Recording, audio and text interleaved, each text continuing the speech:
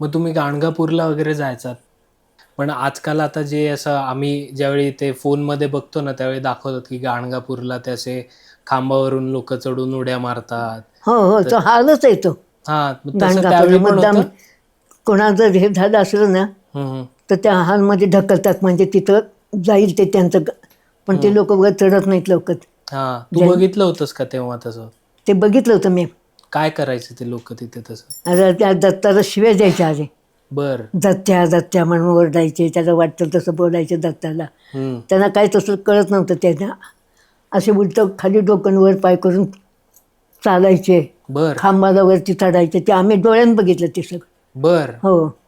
मग त्यांना ते तसं काय म्हणतात त्या खोलीमध्ये टाकायचे का हा, मग? मग ते जे खोली होती ना, हं, खोली म्हणजे असा हाल, हं. त्याच्यात ढकलायचे बळून, तर ते जायचेच नाही तिथं हां, त्या ह्याच्यात. मग बळून ढकललं की मग जरा थोडं शांत आहे. बरं. अच्छा. म्हणजे आम्ही असे सगळे झोपलो होतो गाणगापूरला. आम्हाला एक खोली दिली होती. आणि असं एक हे व्हायचं की दारची खिडक्याचं खटाखट खटाखट वाचायचं. बरं. आम्ही जाऊन बघितलं की तिथं कुणीच नसायचं. हं, हं, हं. आणि बाजूला गेले की परत वाजायचं. पुन्हा वाजायचं. आम्ही सगळे घाबरलो होतो त्यावेळेला.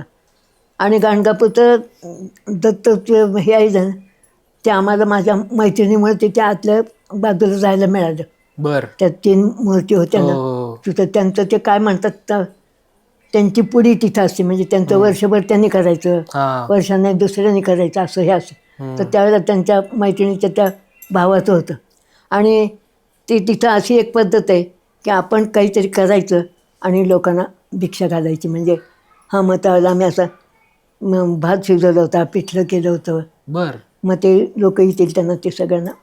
वाढायचं. अच्छा. मला वाटलं की तुला स्वामी आधी का आले असतील, म्हणजे काकाचे आधी कधी ऐकलं असेल किंवा मामांकडून किंवा नाही, इकडून. काकाच्या आधी नाही ऐकलं उगाच. त्याच्यानंतर हे झालं. नंतर नंतर मग हां. मग तेच 21 दिवस तो ICUमध्ये होता. हं. ज्यावेळेला मग त्याची शुद्धच नव्हती त्यावेळेला.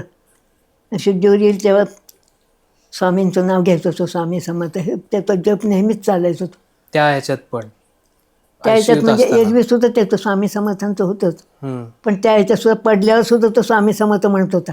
हं. ॲक्सिडेंट झाला त्यावेळेस सुद्धा. हां. मग ते स्वामी समर्थ मग सारखं म्हणत होता. आणि मग ते ह्यांच्याकडे घ्यायचे विचारायला की असं असं काय झालं हे असं. तर त्यांनी सांगितलं की तुम्ही ह्याच्यावरती त्या ह्याची नवनाथाची नवनाथाची. पोथी बरं. तुम्ही वाचा. म्हणजे त्याचं अंगारा नेऊन लावत जा. गुपचूप दवाखान्यामध्ये अंगारा नेऊन लावत होते. कोण? हाच वाचायचा सकाळी पहाटे हां. उठून. नाही, पण प्रेक्षकांना माहिती नाही हाच म्हणजे कोण? धाकटा मुलगा. हां, धाकटा मुलगा हां. 3-4 दिवस वाचलं ते. हं. आणि ते वाचताना उदबत्ती लावायची आणि तो अंगारा नेऊन तिथं लावायचा. पण ते तिथं दवाखान्यात चालत नव्हतं ना. हं, हं, हं, हं. मग ते आपलं गुपचूप आपण जायचं आणि ते तिथे लावायचं. लावायचं तो अंगारा. हं.